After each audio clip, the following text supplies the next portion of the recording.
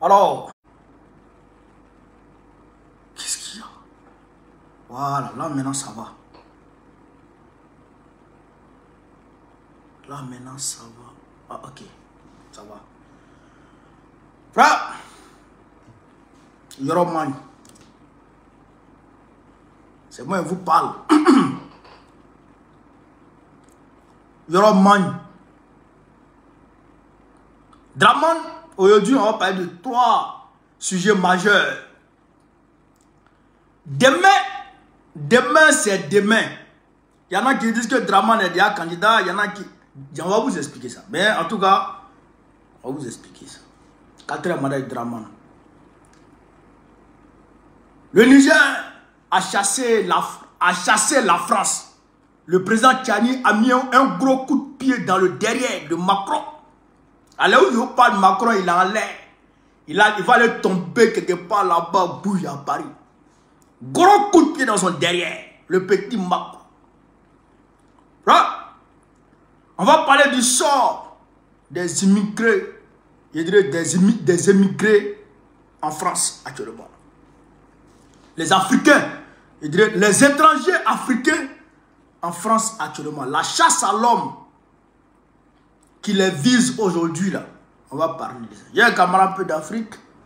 Partagez au maximum la vidéo et mettez-la partout à travers le monde. Qu'est-ce que vous fous là, putain? Oh. Tu comprends pas là? Qu'est-ce qu'il y a? Camarade, mettez beaucoup de likes, mettez beaucoup de likes, mettez beaucoup de cœurs. Depuis quelques jours, mes directs sont attaqués, systématiquement attaqués. TikTok, il paraît que quand tu mets les petites fleurs là, il paraît que ça fait monter le, comment on appelle ça, le live. Mettez les petites fleurs. Facebook, pompez les cœurs, poids. YouTube, allez à partager, mettez les cœurs. Donc, chers camarades d'Afrique, on va très rapidement rentrer dans le vif du sujet. Alors, aujourd'hui, a démarré le 2e congrès ordinaire du RADP. Le 2e congrès ordinaire du RADP. On sait comment le RADP fait pour remplir les stades. Le RADP va chercher les gens moyennant les femmes d'Abobo. J'ai confirmation. Les femmes d'Abobo ont eu comme per diem 10 000 francs par personne. 10 000 francs par personne comme per diem. On leur a acheté 2 millions de bérets. 2 millions de bérets. Et on leur a donné 10 000 par femme. Par femme. Voilà. Je ne dirais même pas les femmes d'Abobo. L'union des femmes du RADP là. Voilà. L'UFRADP. Elles ont eu 10 000 par per diem. C'est, comment on appelle ça? La femme, la DG de Côte d'Ivoire touriste. La DG de Côte d'Ivoire touriste là. Proche collaborateur de Kandia Kamara là. C'est elle qui a décaissé le jeton. Voilà. Elle s'appelle Condé quelque chose là. Son nom m'échappe un peu. Si elle dit c'est faux, allez dire à la femme là. Condé, proche collaborateur de Kandia Kamara. Directrice générale de Côte d'Ivoire touriste. Que bon connaît dit qu'elle a donné comme per diem aux femmes, comment on appelle ça, à l'union des femmes du RADP, 10 000 par personne. Les jeunes filles, là, elles aussi, elles ont eu 10 000 par personne. Allez lui dire que bon connaît dit ça. Si elle est femme, elle n'a qu'à dire c'est faux. Si elle est femme, elle n'a qu'à dire c'est faux. Tout de suite là. Allez lui dire ça. C'est un défi qu'elle lui lance. C'est un défi. Kaya Kamara, tu as donné l'argent à la femme là, pour qu'elle donne l'argent aux femmes. Aux femmes du RADP. 5 000 francs plus petit déjeuner. 5 000 francs plus petit déjeuner ont été distribués aux militants RADP qui ont été ramassés dans les cars, avec les cars. Je répète, aujourd'hui, 10 000 francs par femme. Ça c'est déjà sûr. Je vous parle avec confirmation. Hein. Il n'y a rien à dire. 10 000 francs par femme. Maintenant, 5 000 francs par jeune militant. Les militants lambda là. Les militants lambda là. On leur donne 5 000 francs plus petit déjeuner. Petit déjeuner, c'est pas c'est 1 000 francs, mais c'est 2 000. Mais en tout cas, 5 000 plus petit déjeuner. Ils n'ont pas dit c'est faux. C'est Karim Ouattara qui s'est occupé de ça. Allez dire à Karim Ouattara qu'il a donné l'argent aux jeunes du RADP pour que ces jeunes du RADP recrutent les gens dans les quartiers, mettent à leur disposition des cas de ramassage et leur donnent 5 000 francs plus petit déjeuner. S'il dit c'est faux, si les garçons, il n'a qu'à dire c'est faux. S'ils sont garçons, ils n'ont qu'à dire c'est faux. Il n'y a pas quelqu'un qui a dit c'est faux. Yorobman, il s'est mêlé dans leurs mains. Palab qui est au RADP, Palab qui est là-bas actuellement là. Palab qui est en train actuellement là. Est-ce que tu peux t'amuser? Je connais toutes les petites guéguerres. Je connais tout. Ma belle carama, elle est là. Ça sort comme ça sort. Le jeudi dernier, la femme là a ramassé les femmes pour les envoyer au banco. Pour les envoyer dans la forêt du banco. Ouais. Elle leur a donné des médicaments énergétiques. Je dirais des médicaments énergisants.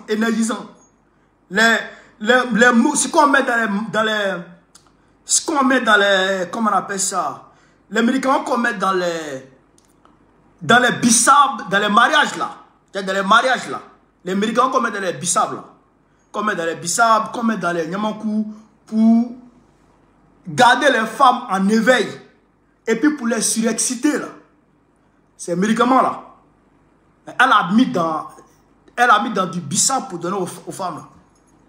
Vous voyez, aujourd'hui, elle était chaude là. Elle était chaude au congrès là-bas là. Mais elle n'était pas seule. Elle n'était pas seule. Elles avaient consommé des substances qui les mettaient dans cet état là.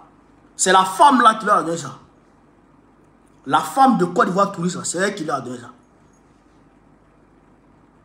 On a toutes les preuves ici. C'est pas caféine, hein, quel caféine? C'est des médicaments, c'est des médicaments trafiqués. C'est les trémols là. C'est trémol. C'est les trémols là mis dedans. C'est trémol là mis dedans pour donner aux femmes là. On est au courant de tout ici. Mettez-les que j'ai comme d'Afrique. Si elle dit c'est faux, si elle est femme, elle a dit c'est faux. Je dis, si elle est femme, elle a dit c'est faux. Si Karim Ouattara est garçon, il a dit c'est faux. On débat de la tour de contrôle. Il faut être abébé à toutes les versions ici. Les 52 imams là, j'ai pas des hier. Les 52 imams, j'ai pas des hier. Qu'est-ce qui se passe? Mettez les cœurs, Facebook, mettez les cœurs. Mettez les cœurs. Je comprends pas là. Ils nous attaquent trop. Mettez beaucoup de cœurs. Mettez beaucoup de cœurs, chers camarades. Mettez beaucoup de cœurs. Alors donc, le RDA a fait la première journée de son congrès ordinaire. Alors, j'avais expliqué d'ailleurs à Okosisi qui avait du mal à comprendre parce que les gens se disaient, oui, c'est aujourd'hui qu'ils vont décider de qui est candidat, qui n'est pas candidat. Non. Aujourd'hui, le congrès s'est réuni, ils ont fait un débat. Il y a eu les motions qui ont été lues. Les motions ont été lues en direction de Ouattara pour lui demander d'être candidat naturellement. Pour lui demander d'accepter d'être candidat et d'être toujours le président de leur parti. D'accord? Donc, le congrès a parlé, le congrès s'est réuni, après débat, le congrès a décidé que Ouattara soit le candidat de RADP et que Ouattara soit aussi le président du parti. Ça, c'est le congrès qui demande ça à Ouattara. Le congrès a décidé de demander ça à Ouattara. L'ensemble des décideurs du RADP demandent à Ouattara d'être candidat. C'est ce qui s'est passé aujourd'hui. Parce que je vois sur les réseaux, Ouattara est candidat, c'est officiel. Non, c'est pas encore officiel. Ouattara n'a pas encore dit qu'il est candidat. Maintenant, c'est à Ouattara demain, comme il sera là, c'est à lui demain de juger bon ou pas de déclarer sa candidature ou non, ou bien de laisser ça à autre jour, à un autre jour. Je répète ici. Demain, Ouattara va prendre la parole. Ouattara va prendre la parole. Il va décider, s'il veut, il parle, pour dire qu'il est candidat. S'il ne veut pas, il ne parle pas. Mais selon Africa Intelligence, selon eux, leurs sources, Ouattara ne va pas dire demain s'il est candidat ou pas. Je répète, selon Africa Intelligence, ce n'est pas moi qui dis ça. Selon Africa Intelligence, Ouattara ne va pas dire demain qu'il est candidat ou pas. Il ne va pas parler de ça. Il va garder toujours le suspense. Mais il va accepter d'être le président du RADP. Là, on est d'accord, non? Vous comprenez, non? Vous comprenez ça? Voilà. Donc, quand demain, si, pas extraordinaire, il a le couille pour dire qu'il est candidat, si pas extraordinaire, il a le courage de dire qu'il est candidat, alors une convention sera décidée. Une date de convention sera arrêtée où on va le désigner officiellement et l'installer en tant que candidat du RADP. Vous comprenez ça? Voilà. Si pas extraordinaire, dit les candidats. Maintenant, il y a beaucoup de sources qui parlent. D'autres sources nous disent que Ouattara ne sera pas candidat. D'autres sources nous disent ça, que Ouattara ne sera pas candidat. Et d'autres sources, et les mêmes sources nous disent que Ouattara va choisir Patrick Kachi comme candidat pour être président. Et puis Ténébrement sera son colistier pour être vice-président. Vous comprenez? Il y a des sources qui nous disent ça. Des sources à prendre très au sérieux. Patrick Kachi sera le candidat et Ténébrement sera comment on appelle ça? Le colistier de Patrick Kachi. Il y a des sources qui nous disent ça. Ça, c'est un scénario. Deuxième scénario, il y a d'autres sources qui nous disent que non, c'est Tchemogo Merlé qui sera le candidat. C'est Tchemogo Merlé qui sera le candidat. Et puis Ténébrement sera le vice-président de Tchemogo Merlé. C'est-à-dire le colistier de Tchemogo Merlé. Voilà les deux scénarios qui sont mis sur la table. Ténébrement, Patrick Kachi, candidat pour la présidence, et puis pour la vice-présidence, Ténébrement. Deuxième scénario, Tchemogo Merlé, candidat pour la présidence, et puis Ténébrement, candidat pour la vice-présidence. C'est pourquoi j'ai dit dans mon poste la dernière fois, et dans tous les cas, Ouattara veut imposer Ténébrement comme vice-président. Mais qu'est-ce que Ouattara recherche en imposant Ténébrement comme vice-président? Qu'est-ce que Ouattara recherche? Vous savez, dans notre constitution, quand le président est empêché, c'est le vice-président automatiquement qui prend la place. Ou quand le président décède, c'est le vice-président automatiquement qui gère le pays, qui termine le mandat. On est d'accord? Maintenant, aujourd'hui, chers camarades d'Afrique, aujourd'hui, Ténébrement, tout le monde sait qui il est. C'est la fiole. C'est la fiole. Ténébrement, c'est la fiole. Donc, quand ils vont choisir ou Patrick Kachi ou Tchemogo Merlé pour être président, ils vont naturellement essayer de faire le passage en force. C'est pas extraordinaire. Je touche du bois que ça ne marche pas et ça ne va pas marcher. Voilà. Mais c'est dans leur chimère, c'est dans leur calcul, c'est leur chemin qui est là. Si Ténébrement, si ils arrivent à faire le passage en force et qu'ils imposent le candidat du RADP à la Côte d'Ivoire et Ténébrement avec, maximum un an après, ils vont tuer le président. Soit Tchemogo Merlé ou Patrick Kachi, ils vont le tuer. Dès qu'on le tue, en même temps, Ténébrement prend la place. de celui-ci et automatiquement, Téné Bréma devient président sans être élu. Comme cela a été avec le président Harry Truman aux États-Unis, quand Winston Churchill, non, quand Franklin Delano Roosevelt, quand Roosevelt est tombé pendant la Première Guerre mondiale, vers la fin de la Première Guerre mondiale, quand Roosevelt est tombé, Harry Truman a pris le pouvoir. Et c'est Harry Truman qui a continué les pourparlers avec les vainqueurs de la Deuxième Guerre mondiale. Est-ce que vous comprenez ça? Cela s'est déjà passé aux États-Unis en 1945. Vous comprenez? Donc, voilà les scénarios qui sont mis sur la place, sur la table. Mais, ce que nous disons à Adrahan Ouattara, c'est que nous, parce que qu'est-ce qu'il veut? Aujourd'hui, l'opinion ivoirienne est chauffée à bloc. Tout le monde dit, si Dramane est candidat pour un 4e mandat, ça va péter. Tout le monde sait. Et lui-même, ses maîtres là, ils savent que si Dramane est candidat pour un 4e mandat, ça va péter. Vous comprenez?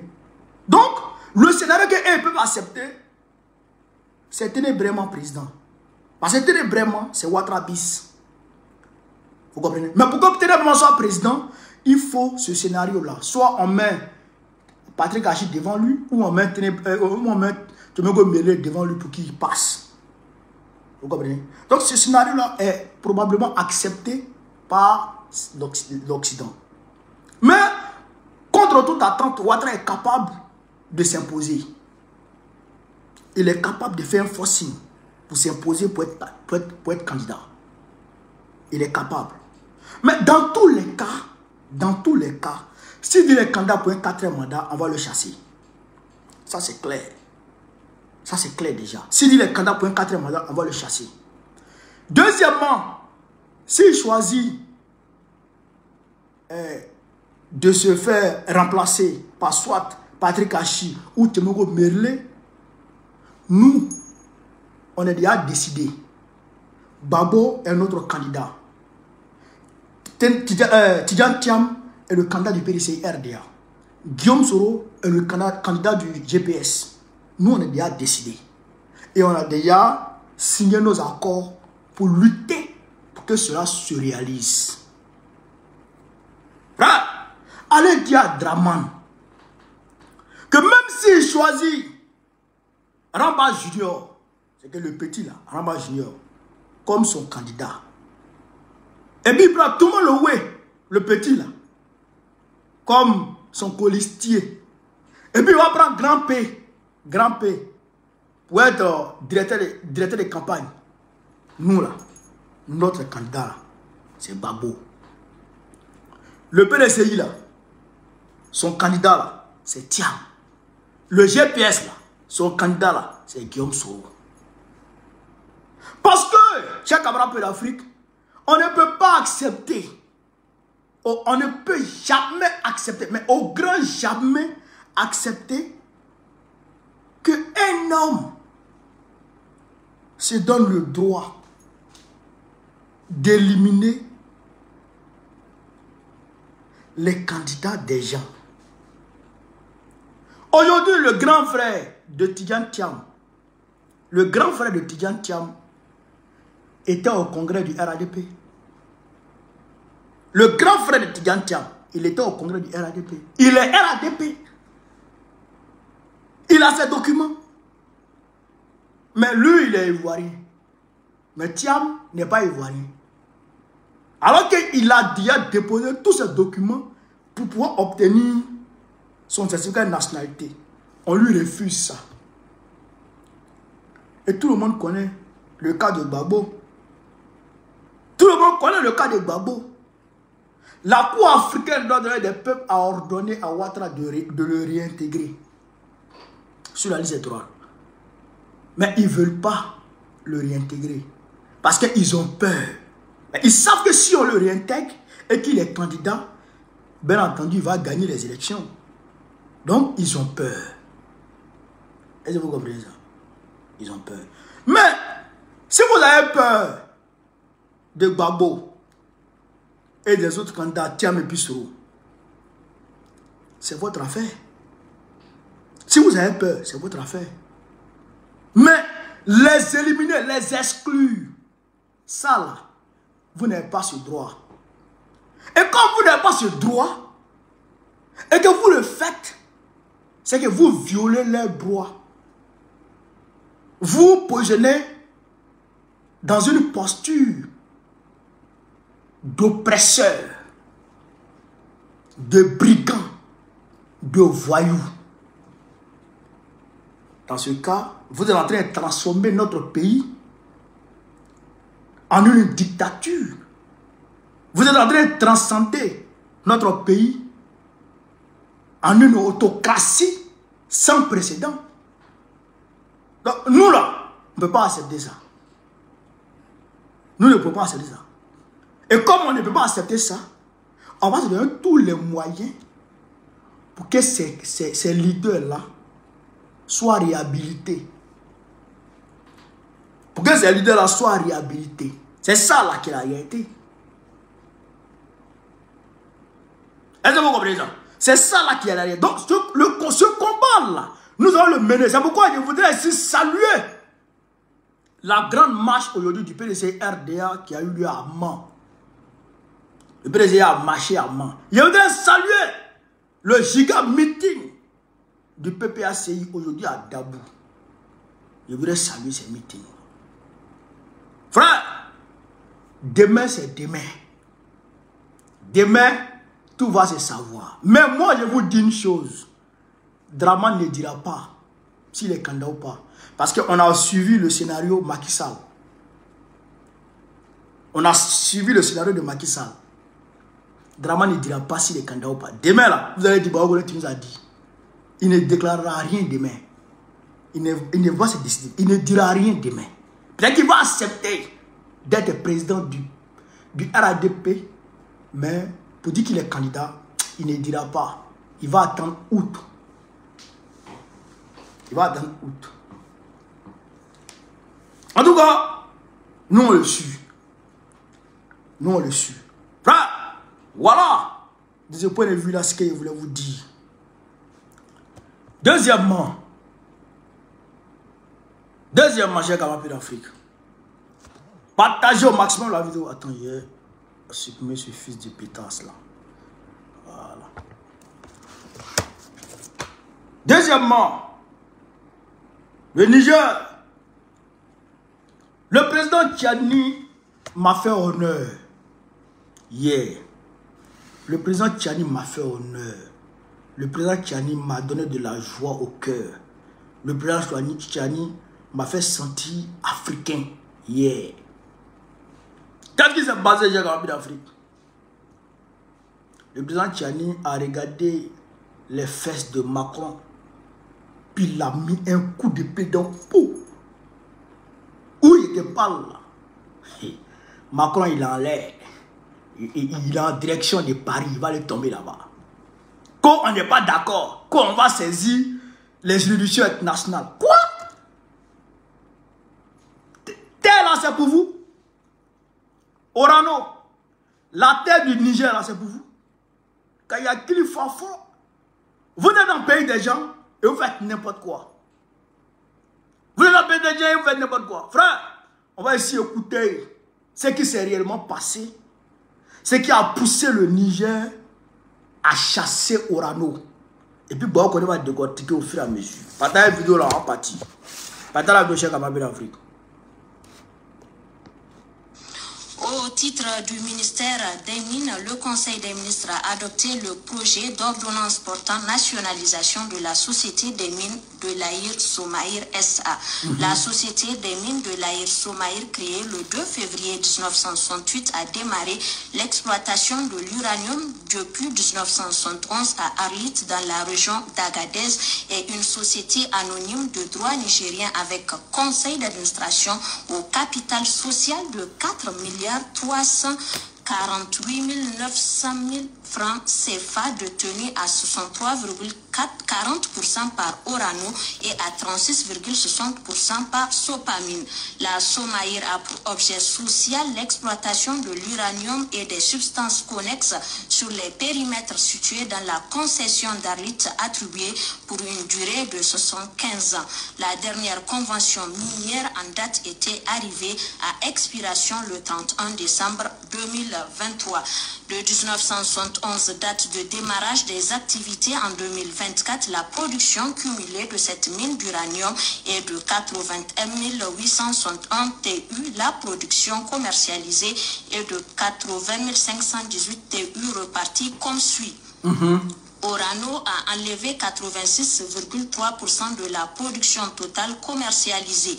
Sopamine a commercialisé 9,2% de la production totale commercialisée. Selon l'entente faite par les actionnaires, l'uranium produit par la Somaïr est enlevé par les actionnaires au prorata de leur participation respective. Mais les chiffres mentionnés au précédent paragraphe sont très loin de refléter, comme on le constate, cette règle de partage.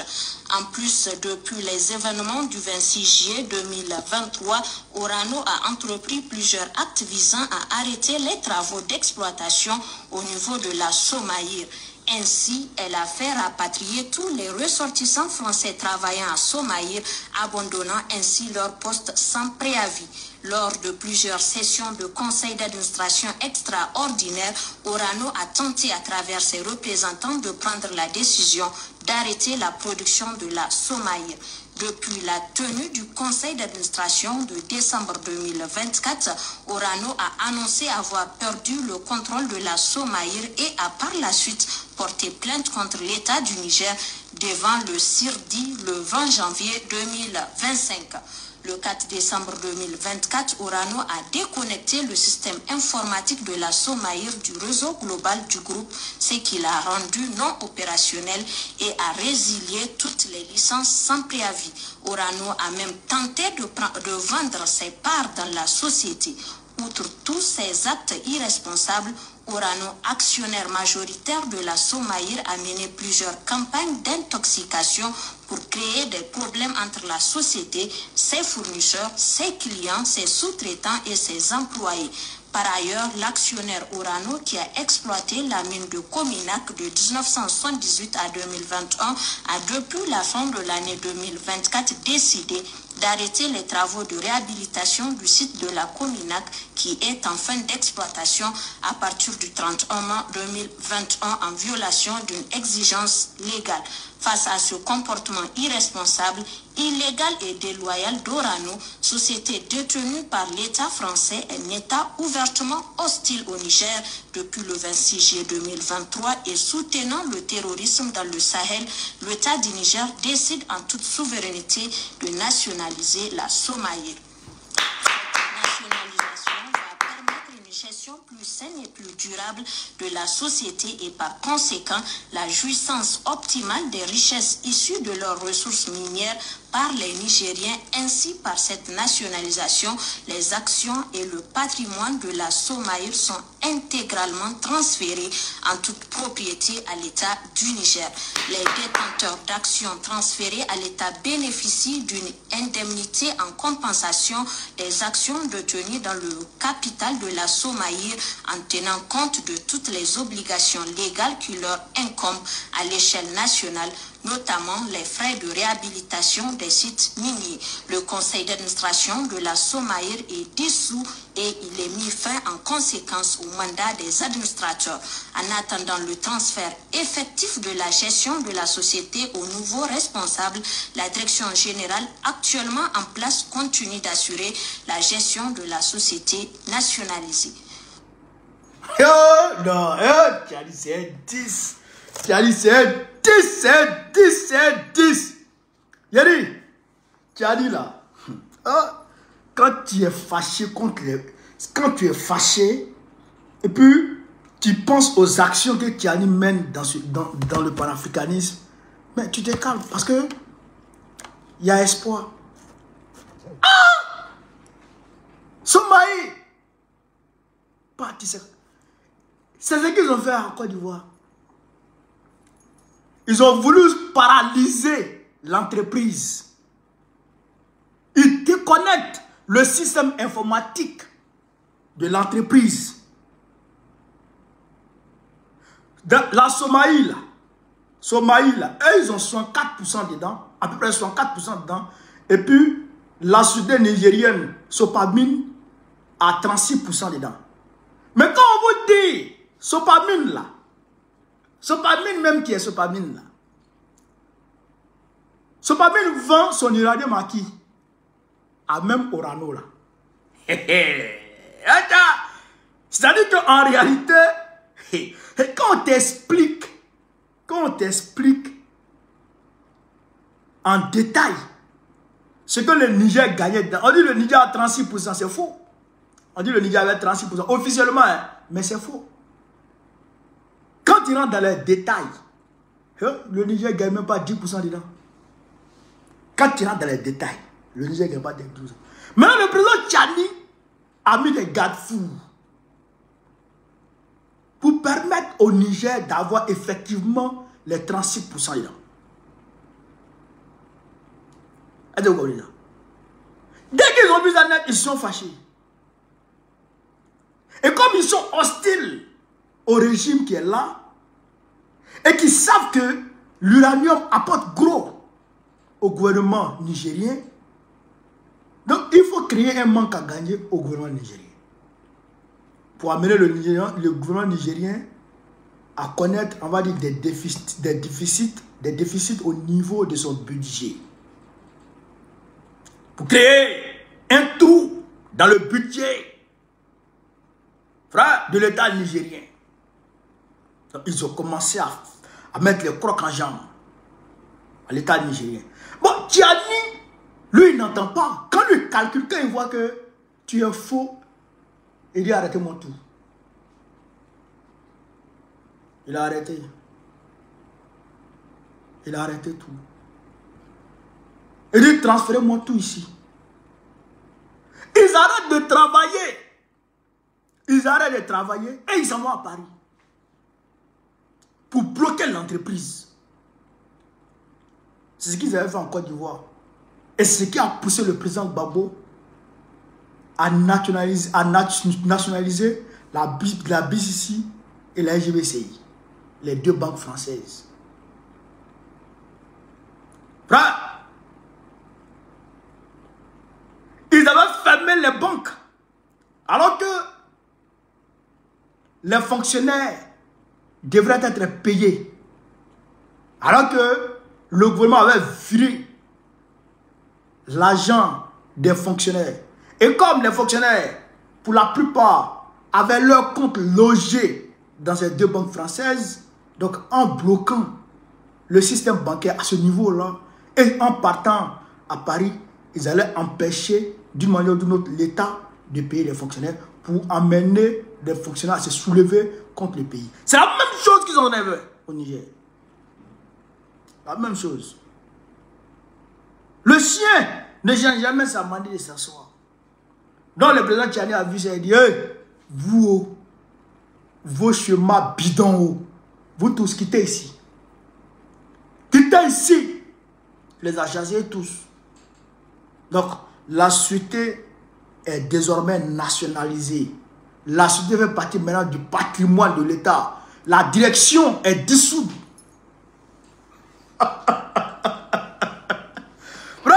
Tout est dissous. On va chercher maintenant des hommes intègres pour les mettre là-bas afin qu'ils puissent gérer l'entreprise étatique nigérienne. Maintenant, je voudrais m'adresser un peu aux Nigériens. Parce que le combat du Niger, là, c'est difficile. Hein? C'est vrai que tous les 3 pays de l'AES, leur combat est difficile. Le combat est difficile à tous les niveaux. Mais au Niger, là, c'est très pénible. Parce que déjà, l'embargo que le Niger a subi, je ne sais pas si un pays dans ce monde a déjà subi ça. Bon, nous, on a subi ça. Nous, on a subi ça en 2011. Ils ont bouclé sur nous. Médicaments, même les produits pétroliers ne rentraient pas. Les banques ont été On a subi ça. Mais pour le Niger, là, a duré. Et c'était pénible. Et c'est toujours très pénible. Donc, il y a les Nigériens qui veulent voir le bout du tunnel. De là à là. Ils veulent voir le bout du tunnel rapidement. Mais c'est un combat de longue haleine. C'est un combat de longue haleine. Parce que quand toi tu cherches à sortir, l'ennemi te tend des pièges. Au moment où tu as fini de contourner ce piège, il te tend un autre piège. Donc c'est difficile au Niger. C'est plus difficile au Niger que dans les deux autres pays. Non seulement les deux autres pays, eux, ils ont amorcé leur révolution avant le Niger, mais le Niger a plus subi de dommages que ces pays-là. Parce que c'est vrai que le président Roch, ensuite Damiba et le président Ibeka étaient des gens du système france-africain, mais Bazoum était pire. Bazoum était pire. Bazoum travaillait même avec les... Bazoum est comme Draman. Bazoum était comme Draman est aujourd'hui. Il faut que les Nigériens s'arment un peu, fassent preuve de patience. Il faut que les Nigériens fassent un peu preuve de patience. Parce que l'ennemi profite des petites guéguerres ici et là pour essayer d'amplifier, amplifier et puis jeter le trouble dans l'opinion nigérienne. Donc, les Nigériens doivent faire attention et ils doivent beaucoup communiquer. La société civile nigérienne doit beaucoup communiquer pour éveiller les consciences et éclaircir les choses au peuple. Il faut communiquer avec le peuple. Il faut parler avec le peuple. Et ça, c'est le rôle de la société civile. C'est le rôle de la société civile. Je pense qu'ils font bien leur travail, mais il faut amplifier parce qu'au Niger, c'est beaucoup plus difficile. Le Niger, c'est le réservoir de ravitaillement de la France en électricité. Le Niger. Est-ce que vous savez qu'il y a des richesses au Niger que la France, non seulement elle-même se refusait d'exploiter, mais refusait à tout le monde d'exploiter. La France refuse à tout le monde d'exploiter le Niger. La France considère le Niger comme sa propriété. C'est vrai que oui, elle considère les autres pays comme ça. Mais au Niger, elle avait mis un accent particulier sur le Niger. Oui. Donc, c'est difficile. Il faut patienter. Peuple Niger, il faut patienter un peu. Il faut accompagner le président Tchani. Regardez aujourd'hui en France. Regardez aujourd'hui en France. Kamala mettait le cœur. Ils ont restreint mon TikTok là, soit disant que moi je profère des discours haineux. Des haines, les bâtards là. Donc, maintenant les gars, ils sont en train d'attaquer le direct. Regardez aujourd'hui en France. Regardez en France aujourd'hui. Les Africains étrangers qui n'ont pas encore reçu les titres de séjour des mains de l'État français sont aujourd'hui pourchassés, sont aujourd'hui victimes d'une chasse à l'homme qui ne dit pas son nom. Ils pourchassent nos frères. Et quand tu regardes les étrangers qui sont pourchassés, c'est beaucoup plus les Noirs et les Arabes. C'est beaucoup plus les Noirs et les Arabes. Mais il y a beaucoup de personnes de notre camp, de l'opposition, qui se méprennent sur cette situation. Ils disent non, ils n'ont qu'à les chasser. Ils vont rentrer chez eux en Côte d'Ivoire. Parce que ils disent que Dramane Ouattara a travaillé, c'est ceci, c'est cela. Mais vous me prenez. Parce que dans tous les deux camps, il y a des sans-papiers. Dans tous les deux camps, il y a des sans-papiers.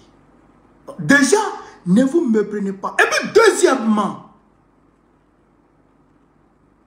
il faut que les Africains comprennent ce qu'on appelle le panafricanisme et la solidarité entre Africains. Ça là, il faut qu'on comprenne ça. En 1937, quand l'envahisseur japonais a lancé son opération d'invasion de la Chine, à ce moment, il y avait une guerre fratricide entre Chiang Kai-shek, qui était l'autorité légale de la Chine, et le grand Mao Zedong. Mao attaquait Chiang Kai-shek avec sa rébellion communiste.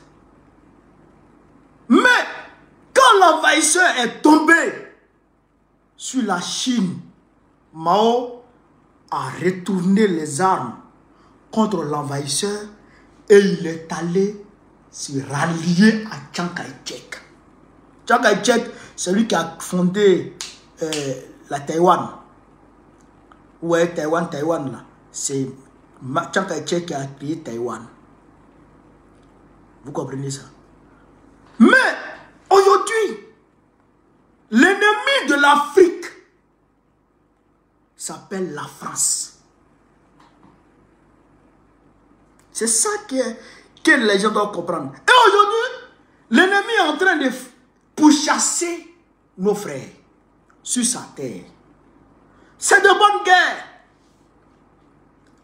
C'est de bonnes guerres. Parce que si vous vous rappelez, en 2021, j'avais annoncé ça. J'avais annoncé ça. J'avais dit que le gâteau français aujourd'hui permet de nourrir un peu tous les habitants de la France, y compris les Noirs et tous les étrangers. Mais un moment arriverait, le gâteau serait maintenant petit pour tout le monde. Et donc quand ce moment va arriver, ils vont chercher à exclure de la table certaines personnes. Et ces personnes-là, ça sera les Noirs et les Arabes. Je l'ai dit depuis 2021, mais les gens ne suivent pas. Depuis quand j'ai vu l'élan de solidarité des Africains à travers le monde envers le Mali, contre l'impérialisme, ça c'était d'abord le Mali seul. J'ai dit ça va chauffer. Parce que cet élan-là va amener les autres pays à prendre leurs responsabilités et à basculer du côté du panafricanisme. Vrai. Et aujourd'hui, 3 pays qui représentaient un réservoir considérable pour la France en termes de matières premières ont pris leurs responsabilités et ont coupé le cordon ombilical. Donc automatiquement, il y a un manque à gagner. Aujourd'hui, courant est devenu tontine en France. Quand on coupe les lampadaires à Villeneuve-Saint-Georges aujourd'hui, demain on coupe à Saint-Denis. Après demain on coupe à Stein. Après on coupe les lampadaires là. On ne gagne pas tous les lampadaires comme ça. Pourquoi? Parce qu'il n'y a pas d'uranium pour alimenter les centrales. Ou l'uranium coûte cher. Donc il faut réduire la consommation de l'électricité. La vie devient chère sur les France, sur les Afriques, sur les habitants de France. Pourquoi? Parce que la sécurité sociale est en train d'être pompée. Est-ce que vous comprenez ça? Je l'ai dit. Il dit ça va chauffer. Donc aujourd'hui là, les Africains qui rient de ceux qui n'ont pas encore leur papier et qui ont pourchasse en France là, ça va venir vers vous. Ça va venir sur vous. Il a dit, ça va venir sur vous. Nous là, nous on a les informations. Il y a des gens qui sont en France depuis 30 ans. On leur a arraché leur papier. Il n'a pas dit, depuis 30 ans, on leur a arraché leur papier. Et ils sont dans le discours pour récupérer leur papier. Aujourd'hui, ils parlent. Aujourd'hui, ils parlent. Ce n'est pas une question de ceci. Non, non, non, c'est une question de gâteau. Ils ont mis le gâteau sur la table et ils voient que tous ceux qui sont en France là, on ne peut pas les nourrir tous. Donc il faut chasser d'autres. Et le gâteau là continue de se rétrécir. Ça continue de se rétrécir. Quand ils vont finir avec les sans-papiers, ils vont vous attaquer. Donc c'est maintenant qu'il faut manifester une solidarité agissante envers nos frères qui sont en train d'être pourchassés. Qu'ils soient RDO, qu'ils soient ceci ou qu'ils soient cela. Il faut déjà transcender les clivages partisans et puis aller dans une convergence de vues au niveau panafricaniste. Il faut qu'on se mette ensemble en tant que panafricanistes. Hier, avant que les événements qui m'ont visé n'arrivent, je vous ai dit que j'ai été convoqué, invité par 2 gars de la préfecture. 2 gars de la préfecture, Manu et puis je crois Raoul, qui m'ont invité et qui devraient faire un rapport au ministère de l'Intérieur. Ils m'ont demandé de déposer plainte contre ceux qui me menacent. Je leur ai dit oui, pour me libérer. Mais dans ma tête, j'ai dit je ne vais jamais porter plainte contre mes frères à cause de vous. Jamais de la vie. Jamais de la vie. C'est la RDR. On dit de porter plainte contre RDR. Je ne porte pas. Parce que je ne peux pas m'associer à l'oppresseur contre mon frère. Même si, par moment, mon frère, de façon superficielle, il me combat. Mais, ça me fait mal. Mais c'est parce qu'il n'a pas compris. S'il comprend, il va arrêter de me combattre. Et aujourd'hui, ils sont en train de comprendre. Ils sont en train de comprendre que ce pourquoi nous nous battons, est noble. Nous nous battons pour un combat. Nous sommes dans un combat noble.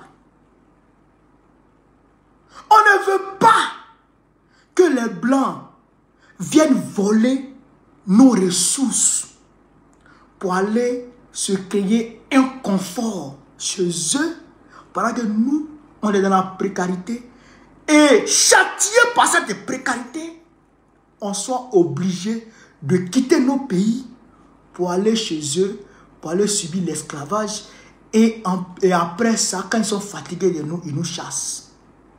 Ça, nous ne voulons pas. C'est le combat qui est là. Mais les gens ne comprennent pas le combat. Les gens pensent que on n'aime pas Ado parce que sa bouche est penchée. Non, ça n'a rien à voir. On n'aime pas Draman parce qu'il travaille pour l'Occident. C'est ça là qu'on ne veut pas. Regardez aujourd'hui. Au Burkina Faso, on nationalise les entreprises. Au Mali, on nationalise les entreprises. Au Niger, on nationalise les entreprises. Pourquoi on le fait? Mais parce que le partage n'est pas équitable.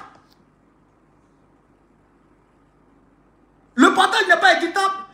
Regardez le gisement Baleine. Regardez le gisement Baleine.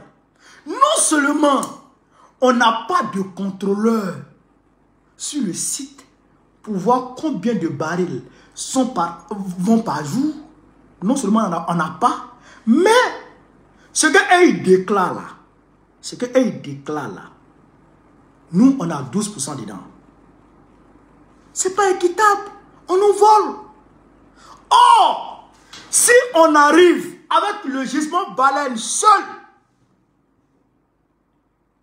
on laisse le camion de tout ça là, avec le gisement baleine seul, Ivoirien ne va plus aller se chercher en France. Jamais de la vie. Si je vous dis, gisement baleine seul, on prend gaz, on prend pétrole. Le gisement gaz baleine là, c'est le gaz et puis le pétrole en même temps qu'on exploite ensemble. On liquéfie le gaz, on prend le pétrole et puis on envoie 6 bateaux en même temps. Ça arrive en Côte d'Ivoire, on envoie directement en Europe. On ne contrôle pas. Or, si on met des contrôleurs là-bas, mais pourquoi aujourd'hui au niveau du Bénin, l'oléoduc des Chinois là, pourquoi le projet est stoppé? Parce que Talon ne voulait pas de contrôleur. Il ne voulait pas de contrôleur. Il voulait voler avec les Chinois. Mais Tchani dit qu'il y a un contrôleur bien. Ils ont pris les contrôleurs pour les mettre en prison pour dire que c'est des terroristes. Mais en réalité, c'est parce qu'ils ne voulaient pas qu'il y ait contrôle. Aujourd'hui, là-bas, il n'y a pas de contrôle. S'il y avait contrôle et qu'on rediscute l'accord et que nous, les Ivoiriens, nous avons 50%. 50% seulement. Le Mali, dans son nord, le Mali a 102% dans l'exploitation de son nord. Le Mali a 102%. Avec l'entreprise Yadran, la raffinerie que le Mali est en train de construire, là, le Mali a 102%. Mais nous, si on a... Je prends 50% dans l'exploitation, là, l'Ivoirien n'aura plus besoin d'aller se chercher en Europe. Mais allez-y sur les Champs-Élysées. Allez-y devant l'Arc de Triomphe. Allez dans les restos sur les Champs-Élysées. Vous allez voir des Qataris, des Émiratis, des Saoudiens, même des Turcs. Vous allez les voir en train de faire des photos, en train de manger des caviars, en train de dormir dans les hôtels de luxe. Qu'est-ce qui leur donne ça? Le pétrole et le gaz. Le pétrole et le gaz. Et nous, on n'a pas ça. On a le pétrole, on a le gaz, on a le cacao, on a le café, on a l'anacate, on a le bois, on a le diamant, on a l'or, on a tout. Manganèse, lithium, on a tout en Côte d'Ivoire. Et c'est nous. On est en train de chasser comme ça en France. Nous qui avons tout sous notre terre et sur notre terre, c'est nous qu'on est en train de pousser comme ça en France. Voilà le sens de notre combat. C'est le combat qui est là. Vous voyez, non? C'est le combat là qui est là. C'est pour vous, on se bat. C'est pour vous, on se bat. Mais les gens ne comprennent pas et ils nous insultent, ils nous attaquent. Mais moi, je ne vous en veux pas parce que il faut expliquer aux gens pour qu'ils puissent comprendre les choses. Et s'ils ne comprennent pas les choses, ils vont se méprendre toujours. Et ils vont prendre des postures bizarres. Vous comprenez ça? Donc, je demande à ceux qui se moquent de nos frères aujourd'hui de ne pas se moquer. De manifester de la solidarité envers eux. Parce que c'est des étrangers en quête de survie, de moyens de suivi. Il ne faut pas se moquer d'eux. Il faut manifester de la solidarité envers eux. Il faut les soutenir comme on le peut. Vous voyez, moi je suis en bonne position de me moquer d'eux et de les attaquer. Puisque quand j'ai eu mon problème, quand la France et Draman ont tenté de m'éliminer, les gens ont dit que non, c'est problème de papier, c'est problème de papier. Les gens ils ont crié sur tous les toits. Sans papier, ceci, cela. Mais en réalité, regardez comment les sans-papiers sont contrôlés.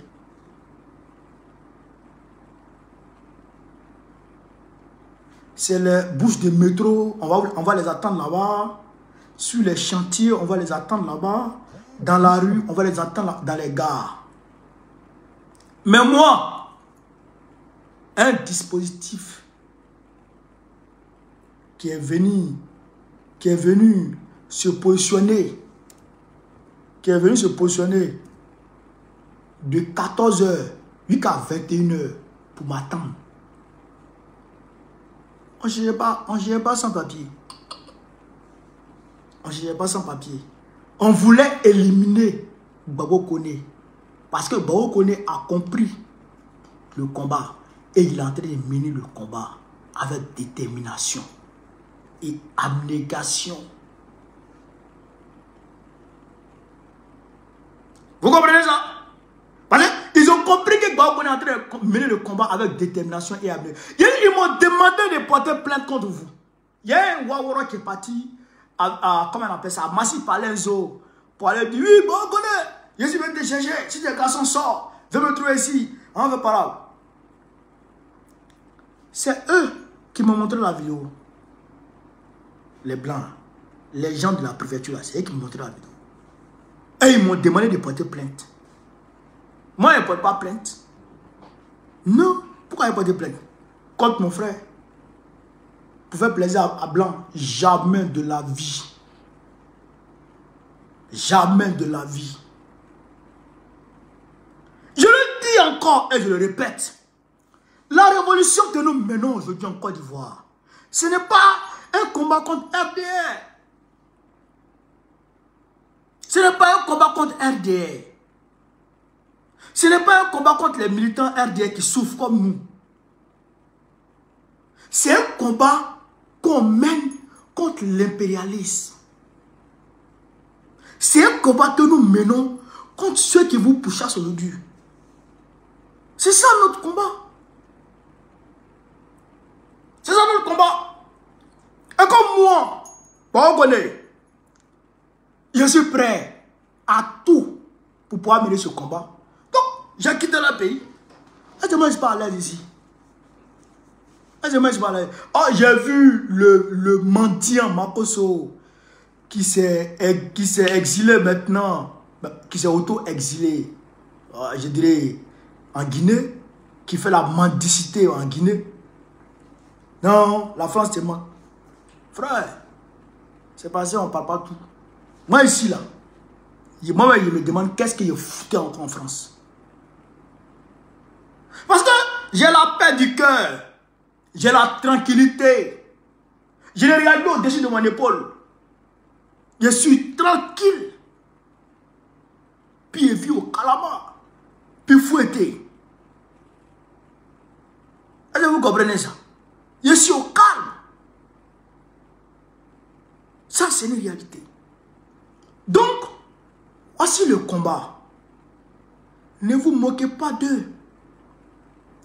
Ne vous moquez pas de nos frères. Ne vous moquez pas de nos sœurs.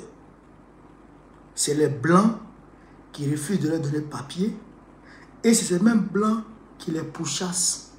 Et quand ils vont finir avec eux, ils vont venir vers vous. Quand ils vont finir avec eux là, les noirs là, ils vont venir contre les noirs. Ils vont venir contre les arabes. Même si vous avez papier, ils vont vous arracher vos papiers. Je le dis, écrivez quelque part. Marina est là. Depuis 2021, j'ai dit ça. Depuis 2021, j'ai dit, allez-y investir en Afrique. Allez investir en Afrique. Votre argent là, envoyez en Afrique parce que la France va tomber. 2030, c'est loin. 2030, c'est loin. La France est en train de dégringoler. Elle est en train de tomber. Elle ne peut pas tenir.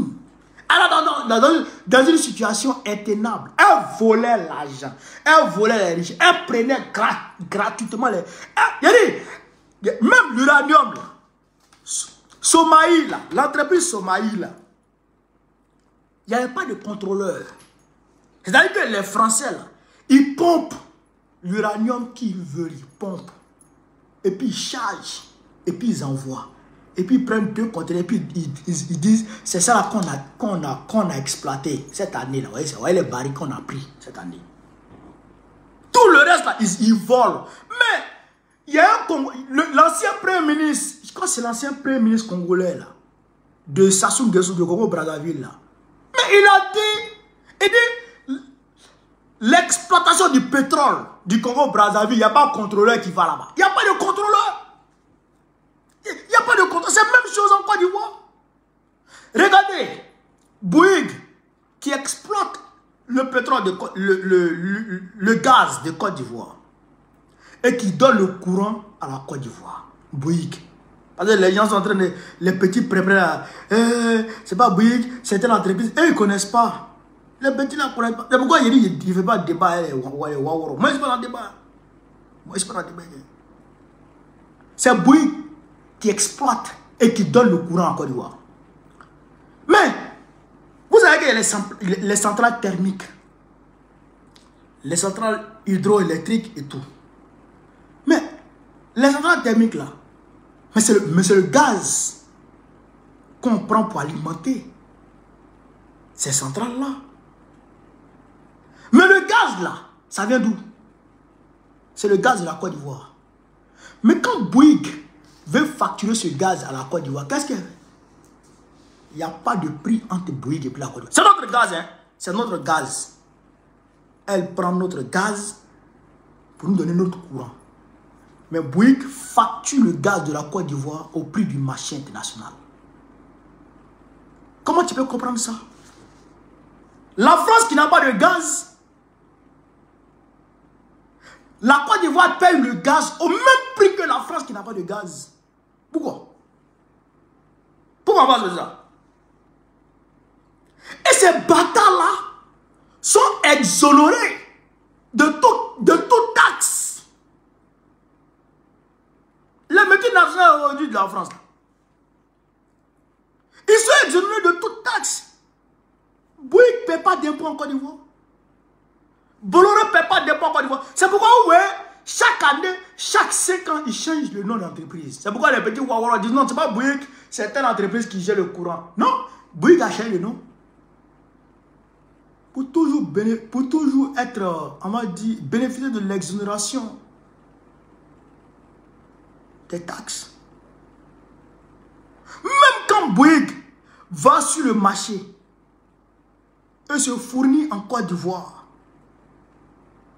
quand on met TVA sur comment on appelle ça, la facture de Bouygues, Bouygues prélève les taxes qu'elle a payées à son fournisseur en Côte d'Ivoire.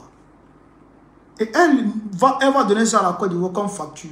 Ah, là-bas, là, je suis parti comment on appelle ça, à Fitissac. Je suis parti à Fitissac. Ils m'ont prélevé telle taxe. Donc, ça fait telle somme. Donc, l'État de Côte d'Ivoire, vous devez me rembourser ça. Et on lui rembourse ça. Il ne paye pas d'impôts. Mais comme ça, là, c'est pas bien là aujourd'hui qui sont en train de chercher nos frères. Ok, vous enrichissez sur le sang et la sueur de nos parents. Vous volez, vous enrichissez sur nos dos. Orange pompe l'argent des Ivoiriens. Vole l'argent des Ivoiriens, mais ne paye pas d'impôts en Côte d'Ivoire. Et c'est eux qui sont en train de pousser nos frères. C'est eux qui sont en train de pousser nos frères. Mais ça va aller. Ça va aller. Ça va aller. Chers camarades, ça va aller. Le combat, là, il est dur. Il est long. Parce que on ne veut pas prendre d'armes pour attaquer notre pays. Mais on va prendre armes toujours pour attaquer notre pays. C'est les innocents qui vont tomber. Donc, c'est pourquoi on va avec le combat de façon pacifique. C'est pourquoi il est long. Mais on va y arriver. On va y arriver. Je voudrais ici apporter tout mon soutien à nos frères qui sont pourchassés aujourd'hui en France. Je voudrais exprimer toute ma solidarité envers nos frères qui sont pourchassés aujourd'hui en France. Vous avez mon soutien. Vous avez ma solidarité. On est ensemble. Merci mon gars. On est ensemble On est ensemble. On est ensemble. Et si vous rapatriez, ce n'est pas la fin du monde. Ce n'est pas la fin du monde. Si vous êtes rapatrié, ce n'est pas la fin du monde. On va se serrer les coudes. On va se donner les mains. On va développer notre pays. Ceux-là, ils vont venir se chercher chez nous. Ceux-là, ils viendront se chercher chez nous. En 2020, ils m'avaient pris, ils m'ont mis en garde à vue. Ils m'ont proféré des propos racistes. La France, c'est un pays raciste. Un pays raciste. Ils m'ont promis des propos racistes. Mais moi, je leur ai dit, à ceux qui m'ont dit ça, j'ai dit un jour, je serai une autorité en Côte d'Ivoire. Et je vais poser des questions à des Français dans mon pays. Donc, prenez votre mal en patience. Sachez que je suis solidaire de vous. Je suis avec vous. Et on est ensemble. Alors, chers camarades d'Afrique, voilà un peu ce que je voulais vous dire sur cette vidéo. Sur ce, vive l'Afrique libre. Vive le panafricanisme. Vive tous les présidents panafricains. Babo, président de Côte d'Ivoire en 2025. Inch'Allah. On est ensemble, les gars. Merci à tout le monde. Merci.